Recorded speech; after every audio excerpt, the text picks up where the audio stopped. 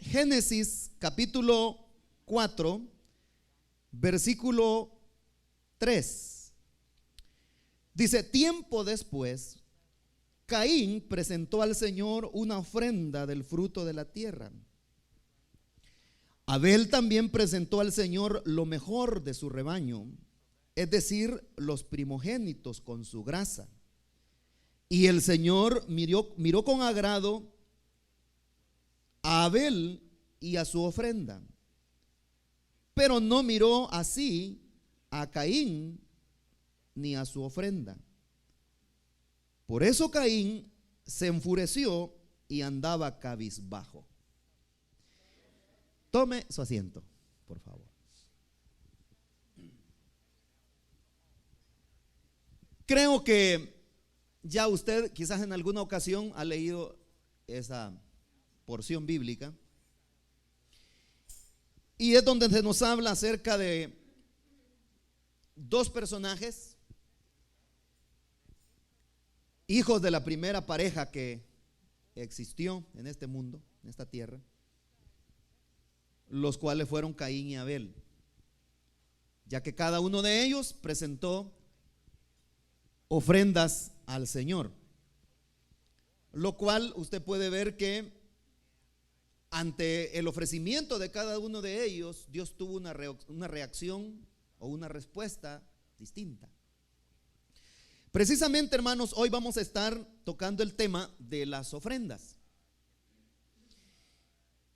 Como siempre he dicho, el tema de las finanzas es un tema bastante polémico.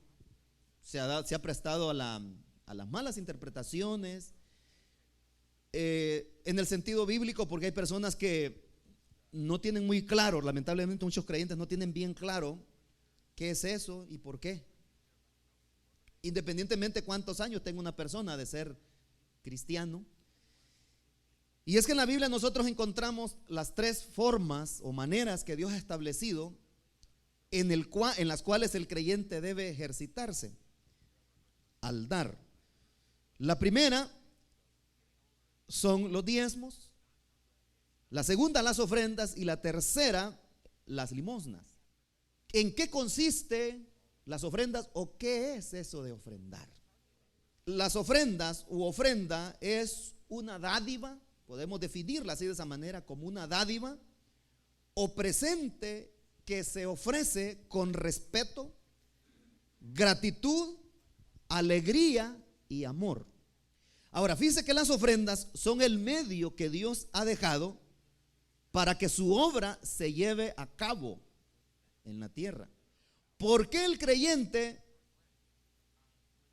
debe ofrendar? ¿Por qué el creyente debe ofrendar? En primer lugar, el creyente ofrenda porque es consciente de que todo le pertenece a Dios. ¿Cuántos saben que todo le pertenece a Dios? Sí. Dice la Biblia que Él es el Dios de toda carne, pero además en el Salmo 24:1 el salmista dice: del Señor, dice, es la tierra y todo cuanto hay en ella, el mundo y cuantos lo habitan, dice. Entonces nosotros vivimos de prestado. Nada de lo que nosotros poseemos es nuestro. Todo es del Señor. De Él es lo visible y lo invisible. A Él le pertenecen las cosas grandes y las cosas pequeñas, porque todo lo ha creado Él. Todo es creación de Él. Y eso es lo que Salomón, por ejemplo, había entendido. Bueno, Salomón y otros más, ¿verdad?, del antiguo tiempo, que ellos, cuando venían a ofrecerle al Señor algo, ellos se sentían indignos y hasta avergonzados, se sentían de darle al Señor algo que sabían que era del Señor. Y por eso es que ahí en Crónicas, primer libro de Crónicas, en el capítulo 29, versículo 14, dice estas palabras: pero ¿quién soy yo?, le dice, ¿y quién es mi pueblo para que podamos darte estas ofrendas voluntarias? Le dice Salomón después que construye el templo. En verdad tú eres el dueño de todo, y lo que te hemos dado, de ti lo hemos recibido, le dice. Cosa que muchas personas que poseen dinero, por ejemplo, y socorren a una persona, le dan algo, pero viéndolo entre los hombros, ¿va? O sobre los hombros. Sí, yo te doy esto porque yo soy importante, porque yo soy una persona indispensable, yo tengo dinero, soy una gran persona, y se le ayuda a la otra persona muchas veces, y esas personas lo hacen, pero así como de una manera despreciativa, ¿verdad? Y hay muchas personas que así le dan a Dios, de una manera así, ¿verdad? Sin prestarle importancia, pero viene Salomón y dice, pero ¿quién soy yo? Primeramente se vio a sí mismo. ¿Y quién soy yo? Y el pueblo también, ¿quién es? Para que podamos darte estas ofrendas voluntarias. Y dice, en verdad, tú eres el dueño de todo, le dice. Y de lo que hemos recibido de ti, de eso te traemos, le dice. Entonces, todo le pertenece al Señor. Teniendo como base ese principio, ahí tenemos nosotros la idea por qué el creyente en primer lugar debe ofrendar. Porque dice, lo que yo tengo no es mío, es de Dios. A Él le pertenece. La otra razón es que Jesucristo nos enseñó con su ejemplo. Fíjese que Jesús, hermanos, Él es Dios, por supuesto, y Él es el dueño de todo. Pero viene el apóstol Pablo cuando le escribe a los Corintios en el capítulo 8, en el versículo 9, les dice estas palabras hablando de las ofrendas, porque Pablo viene desarrollando el tema de las ofrendas ahí. Les dice, ya conocen la gracia de nuestro Señor Jesucristo, les dice, que aunque era rico, por causa de ustedes se hizo pobre, para que mediante su pobreza ustedes llegaran a ser ricos, les dice. Ustedes ya conocen, les dice a los corintios, a los hermanos, porque todo creyente debe conocer eso. Pablo no les está enseñando acerca de cómo Jesús se despojó de todo. No, ustedes ya conocen, le dice. El problema es que muchos creyentes desconocen eso. Que Cristo nos dio un ejemplo fiel, no al dar cosas que no le pertenecían a Él, no, al entregarse Él por completo. Y dice que aunque era rico, se hizo pobre por causa de ustedes, dice. Pero también el creyente debe ofrendar porque es un mandamiento, es una ordenanza.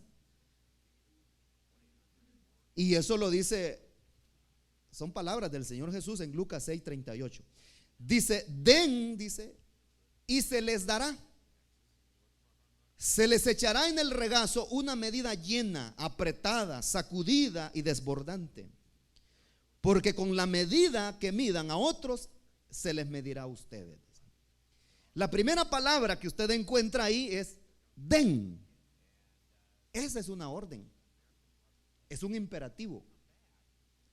Jesús no dice, ay, si quieren dan, ay, si les da la gana den. ¿Verdad que no dice así? Dice den, dice. Y lo está diciendo el Señor Jesús, porque el Señor dice que así como nosotros demos, así se nos dará. Así es una ley.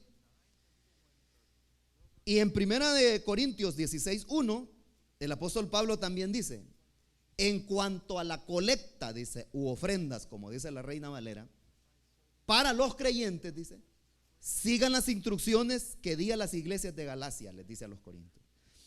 Primero es el Señor Jesús que ordena que hay que dar.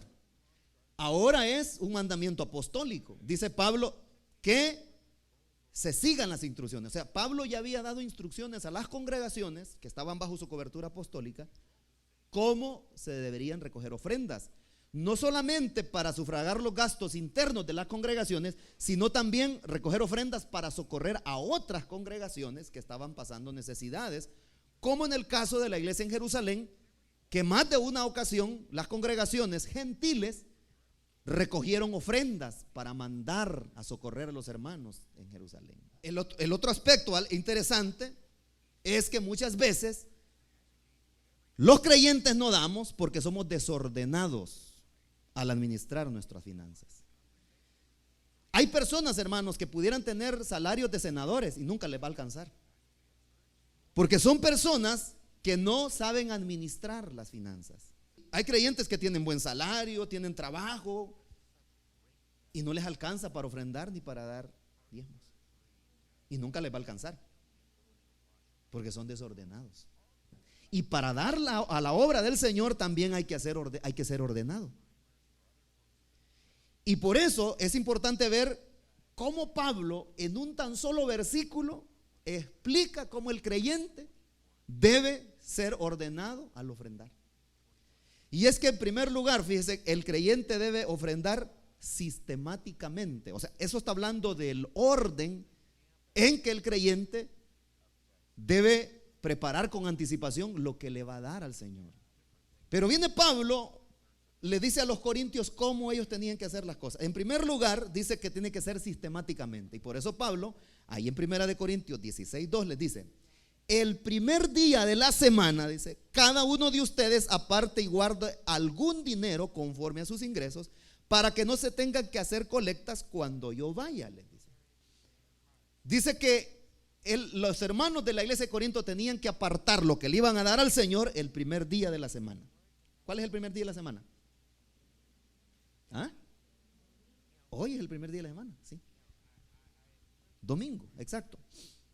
Entonces quiere decir que los hermanos tenían que el domingo tener ya listo lo que iban a dar esa semana. Ya lo tenían aparte. Igual a nosotros, ¿verdad? Nosotros venimos, ¡hey! No traje ofrenda. Entonces, así somos de desordenados. O sea, Dios no importa. La obra de Dios no importa. Pero el creyente también debe ofrendar personalmente. Esa es otra característica, amados hermanos, de muchos, que muchas veces nosotros decimos: hoy está llena la iglesia, hoy no ofrendo, que ofrenden los otros. O sea, ya no digamos, ¿me prestas $1 para dar ofrendas? ¿Cree que usted que es ofrendar personalmente? Fíjese que cuando David le falla al Señor al hacer el censo al pueblo de Israel, el Señor se molestó y una plaga estaba haciendo un matazón de gente. Viene David y se va a buscar un hombre que era muy adinerado.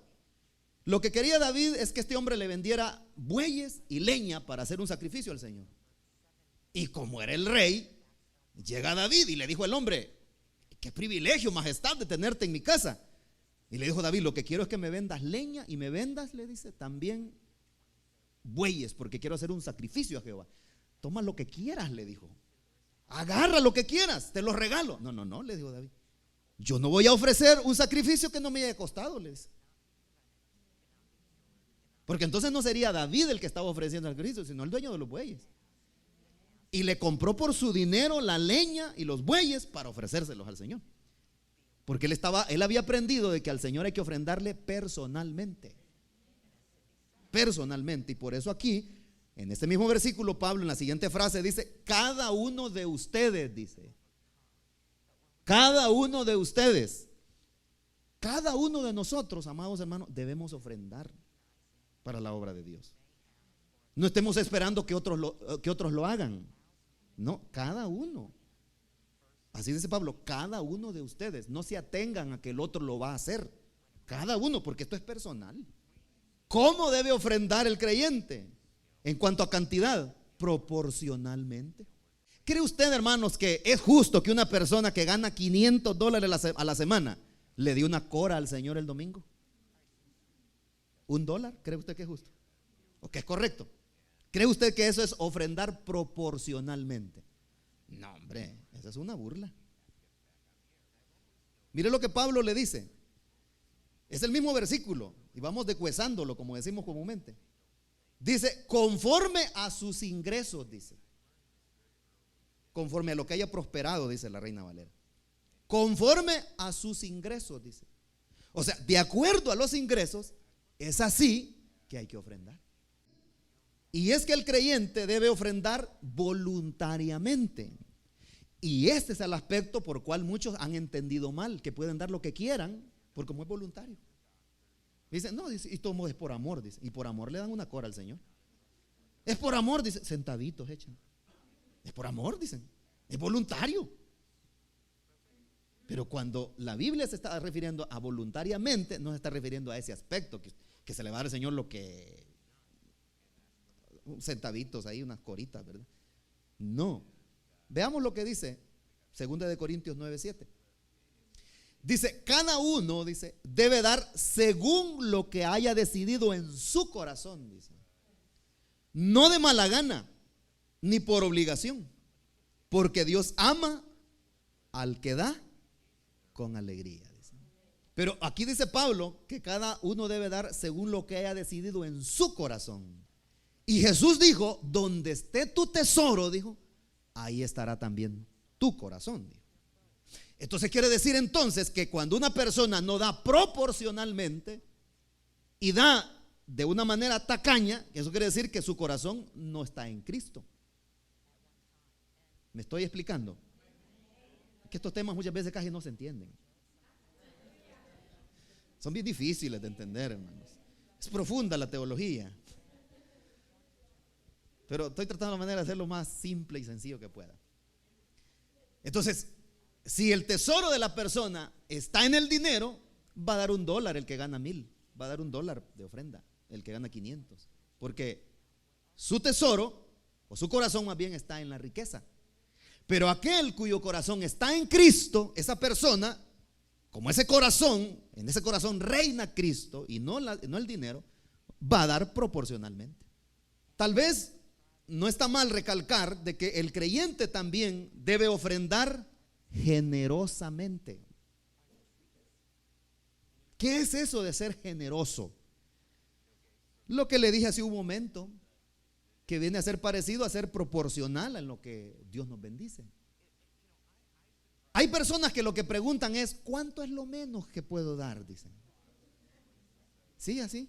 No dicen cuánto es lo máximo que yo podría dar. Dicen, ¿quiere dar una ofrenda para el proyecto Pro Templo? Dicen, pero ¿cuánto es lo menos? Dicen, bueno, comienza de 1,000, de 500. Voy a esperar que lleguen a $5. Entonces no está pensando en cuánto es lo máximo que puede aportar para la obra de Dios. ¿Por qué? Porque la gente no es generosa. Pero el Señor dice que debemos de ser generosos al dar. Mire lo que dice Pablo también escribiendo a los Corintios en el capítulo 9, versículo 6. Recuerden esto, les dice, el que siembra escasamente cosechará, escasamente cosechará.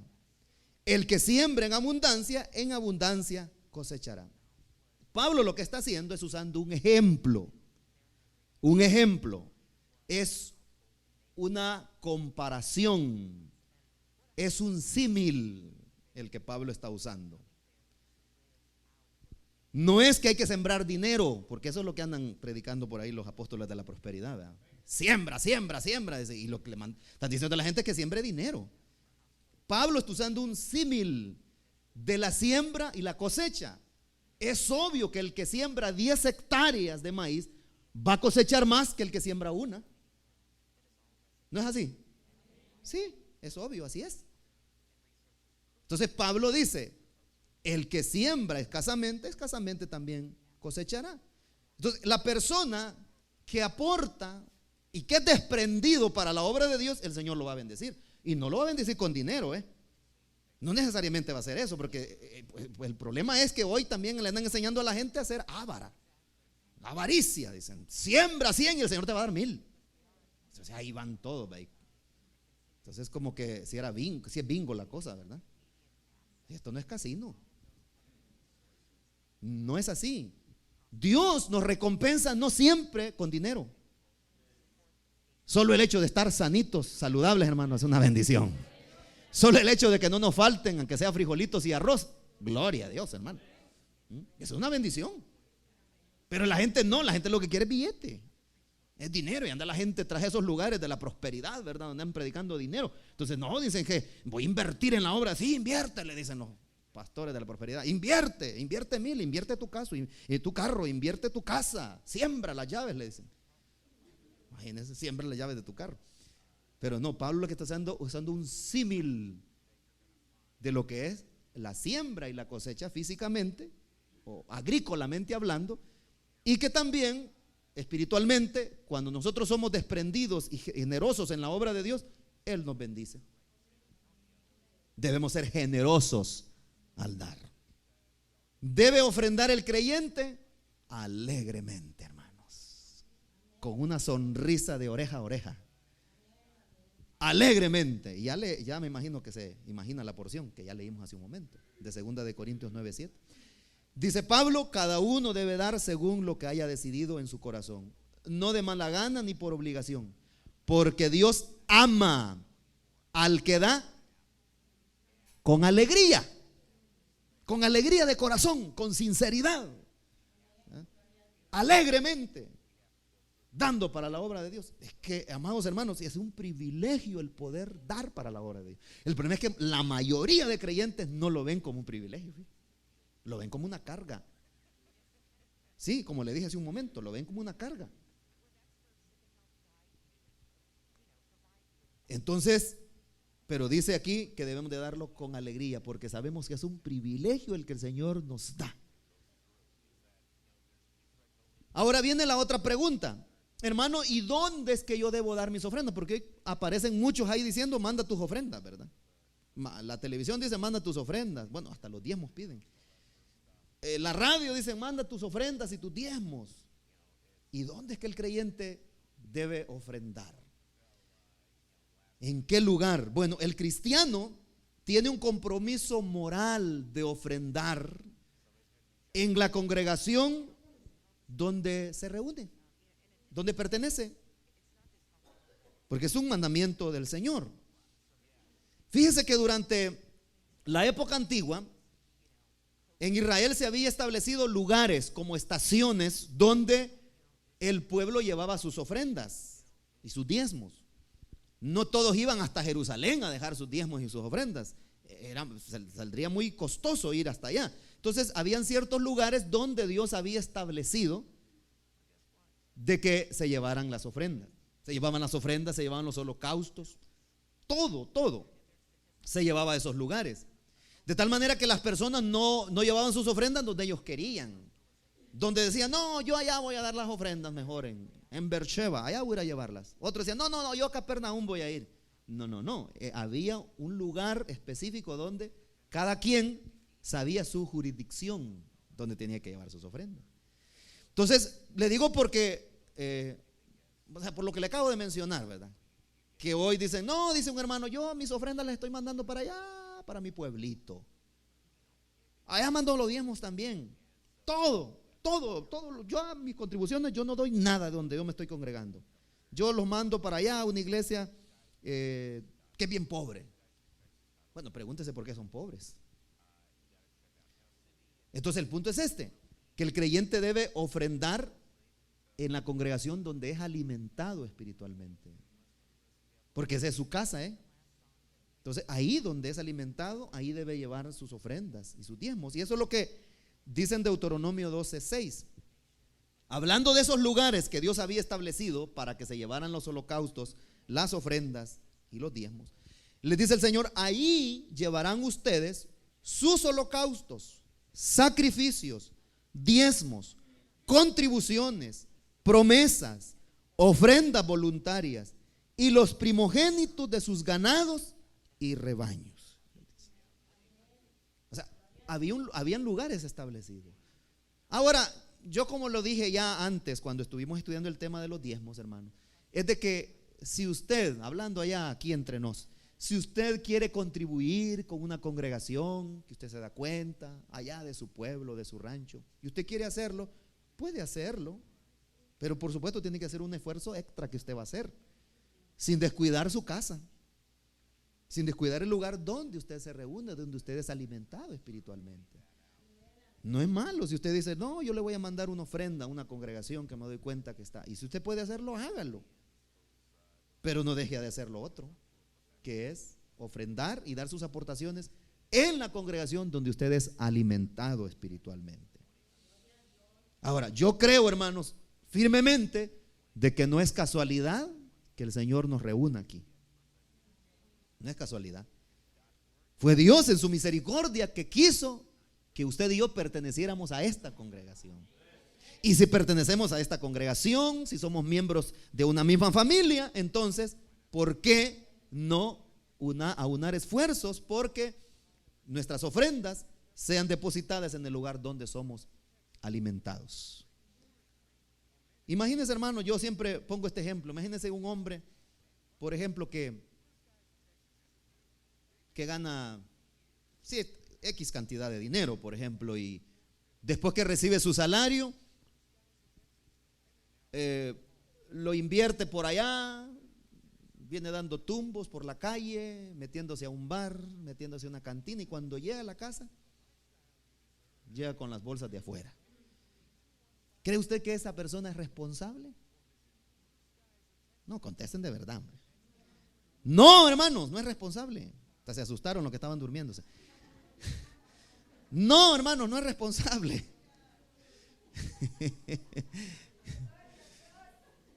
Es un grito ungido. No, hermanos, no es responsable. Ahí se compran el disco porque se han perdido el mensaje. Pero hermanos, no, esa persona es moralmente irresponsable. Esa persona es un inmoral. Entonces, nosotros como creyentes debemos ser responsables también con la congregación donde nos congregamos. Ahora, fíjese que con respecto a eso de dar ofrendas, no existe una cantidad.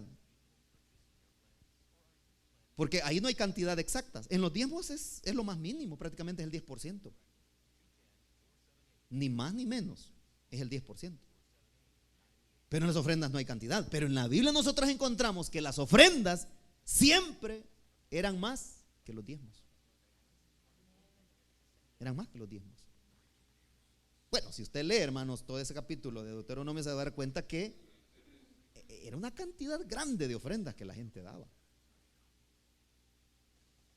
Y por eso muchas personas se preguntan y dicen, ¿y por qué los judíos son tan bendecidos? Que donde quiera que van, no son empleados, son dueños de negocios.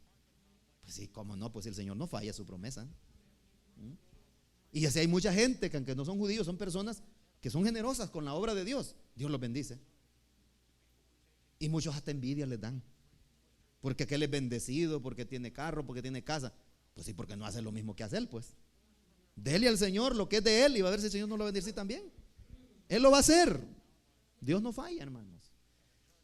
Entonces, había una serie de cantidades. Habían ofrendas voluntarias, habían ofrendas por el pecado, habían ofrendas del cereal, habían ofrendas, hermanos, por el de sacrificio, ofrendas por la expiación, una serie de ofrendas que habían. Y la gente dice, ¿y esos cómo hacían para dar tanto? ¿Y de dónde sacaban tanto? Es que el mismo Dios a quien ellos ofrendaban les proveía. Y seguían dando y el Señor les seguía proveyendo. Es como un círculo. Y seguían dando más el Señor. Cuando dejaban de dar, el Señor ya no les proveía. Ahí se da cuenta usted por qué el Señor no le provee. Porque usted no le da de lo que a Él le pertenece. Pero cuando somos, amados hermanos, desprendidos, eso quiere decir que no solamente de labios decimos que amamos al Señor y a su obra. Porque hay personas que dicen, no, yo amo la obra de Dios, dicen, y por eso ando clachando a ver qué sucede de malo, porque amo la obra de Dios. Pero no diezman, pero no ofrendan. Eso es solamente hablar, puras habladas. Hay que demostrarlo con hechos. Que amamos la obra de Dios siendo partidarios y solidarios de su obra, sosteniendo la obra de Dios. Porque las ofrendas son el medio, como dije al principio, que Dios ha establecido para que su obra siga adelante. Amén, hermanos. Y amén. Vamos a darle gracias al Señor por su palabra.